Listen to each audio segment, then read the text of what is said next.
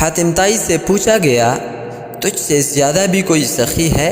کہا ہاں ہے، وہ مرد جس کے 2 بھیڑیں تھی، ایک کو ایک رات میرے لیے ذبح کیا تو میں نے اس کے جگر کے لذیذ ہونے کی تعریف کی، دوسرے دن صبح اس نے میرے لیے دوسری بھیڑ کو بھی ذبح کی اور میرے لیے کباب بنائے۔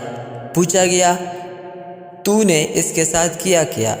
کہا کہ میں نے اس کو 500 بھیڑیں دی۔ تو کہا کہ پھر آپ اس سے زیادہ سخی ہوئے؟ تو حاتم نے کہا نہیں، اس کے پاس جو کچھ تھا اس نے مجھے دیا، جبکہ میں نے اپنے مال میں تھوڑا سا مال اس کو دیا۔